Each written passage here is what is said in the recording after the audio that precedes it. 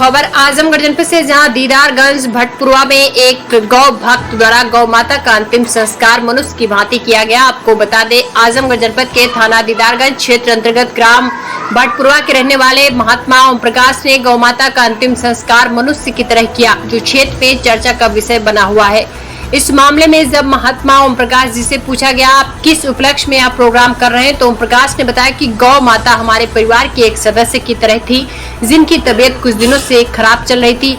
वह चल फिर नहीं सकती थी, अपने पैर से उठ नहीं पा रही थी, दवा उनकी चल रही थी, फिर भी स्वास्थ्य बिगड़ गया। फिर मैं अपने गुरु महाराज के पास गया, गुरु और सारी बात बताया। महाराज जी कहने लगे, मैं आपका ही इंतजार कर रहा था, अच्छा हुआ आप आ गए, अब चिंता की कोई बात नहीं है, गौ माता का अंतिम समय आ गया है, घबराने की कोई बात नहीं है। गुरु महाराज के यहाँ ही मैं नींद में सो गया। घर से सुबह फोन आया कि गौ माता का देहांत हो गया। फिर गुरु महाराज के निर्देशानुसार गौ माता का अंतिम संस्कार किया। इस मामले में महात्मा ओम प्रकाश जी ने क्या कुछ कहा, देखिए यह रिपोर्ट। आप अपना परिचय दीजिए। मेरा नाम ओम प्रकाश, ग्राम भटपुरवा, मीरामतपुर शहजादा, थाना व पोस्ट दीदारगंज, जिला आजमगढ़। ये जो यहाँ पर भंडारे का आयोजन किया गया है, इसमें क्या कहना चाहते हैं? गौ माई हमारे परिवार के सदस्य हैं।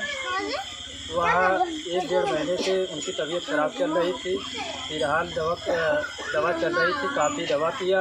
अंत में गौ माई की पूरी तरह स्वास्थ्य बिगड़ता गया, सांसें नहीं टूट रही थी।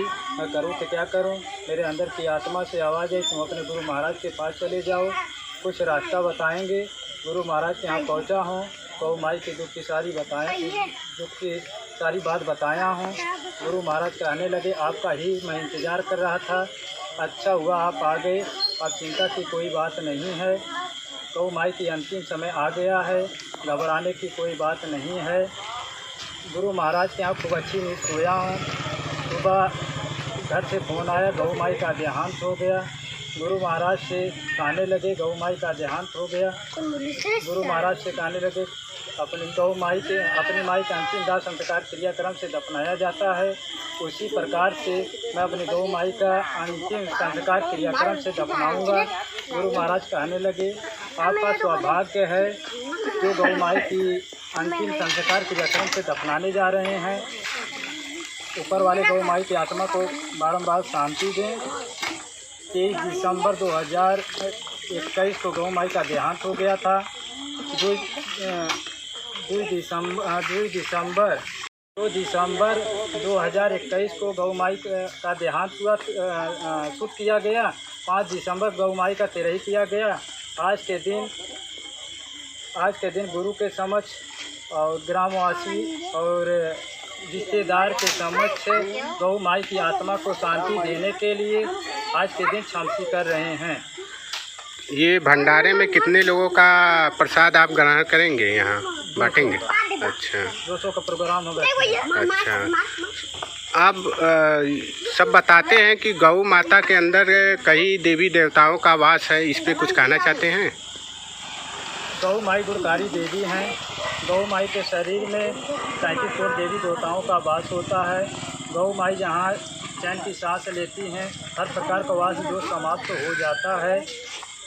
गौ माई के खून में नाग देवता का वास होता है। गौ माई जहाँ विचरण करती हैं, उस जगह सांप बिच्छू गोजर नहीं आते हैं। गौ माई को उपलब्ध गोबर दैनिक उपयोग से भोजन प्राप्त होता है। गौ माई कुपला से उठा धुआं वातावरण शुद्ध होता है। गौ माई ऑक्सीजन लेती हैं और ऑक्सीजन ही देती हैं, बदले में वातावरण से कुछ नहीं लेती हैं। गौ माई का दूध नवजात शिशु के लिए सुपाच्य होता है, जो आसानी से पच जाता है। इसलिए गौ माई को हम अपनी माई का दर्जा देते हैं। जो नवजात शिशु या बूढ़े सभी के लिए गौ माई अमृत सामान दूध देती हैं। गौ माई का दूध माई के दूध के बराबर होता है। गौ माई के दूध से दही, मट्ठा, घी एवं पनीर आदि प्रकार की मिठाई बनाई जाती है। गौ माई का जितना वर्णन करो उतना ही कम है। आज इंसान पढ़ लिख कर इतना स्वार्थी हो गया है कि गौ माई का अमृत सामान दूध ग्रहण करके गौ माई को घर से वह घर कर दे रहे हैं, जिससे गौ माई को दर पर दर ठोकर खानी पड़ रही है। गौ माई का दर्दनाक मौत का सामना करना पड़ रहा है, जिससे हमारी अंदर की आत्मा रो पड़ती है। बोला अरे हमारी उम्र तो 102 साल को हो।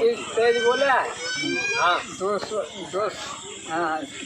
2 साल कम, 2 साल माने 2 साल ज़्यादा हो गए। और जो है हमारी जात है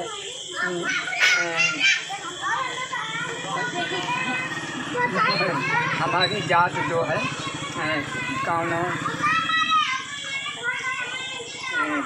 शंकर उमा नहीं विष्णु भगवान और कौन शंकर जी कौन हो जाए भोला अच्छा जाए दे के तो मनी यह कुल जात है। और इसके बाद जोन है लोग हमें जो है डंडा वंडा लेके विकलांग हैं, इसलिए हम जो है इसी तरह डोलते हैं। कहन की सामुद्र मथे से कामधेन चिंता मरी देन हूँ, कल्प वृक्ष तर छाहूँ, तुम तजी और कौन पे जाऊँ, कोई ऐसो दाता है तुम सो जाके दिए अघाऊँ। और सूरदास जी सूर्य श्याम तो सुनिए हाँ, सूर्य श्याम के ठौर कहाँ, सूरदास के ठौर कहाँ, सुनिए श्रीपति स्वामी। तो यही कुछ है और कुछ नहीं। तो भगवान जोन है कहें राम कहें हैं कि गजबाजी घटा भले भूरी भटा, बनिता सुत भौंग तकें सब वय, धरणी धनधाम शरीर भलो, सुरलोकहु चाही है सुखवय, सब फोकट साटक है तुलसी, अपनो न कछु सपनो दिन दे। तो यही सब है। और जो नहीं यह है कि राम तो नेम के हैं और कृष्ण प्रेम के हैं। मैं चूंटी से लेके चिड़ई चिरंगुल जितने जीव हैं सब पति पत्नी का नाता है, सबका नाता है। भले 20 लड़का हों अलग अलग हो जाते हैं तो किसी का कोई कुछ होता नहीं, लेकिन पति पत्नी से लेकर के अपना जीवन बिताते हैं। तो कुछ लोग मानते हैं, कुछ लोग कैसे होते हैं। तो यही सब है और क्या कहें। अपना नाम बताइए महात्मा जी। कहा थे नाम बताइए, अपना परिचय बताइए। परिचय हमारा कौन है हाँ नाम पूछो। कहें पहले तो माने सब चमार से का बनाए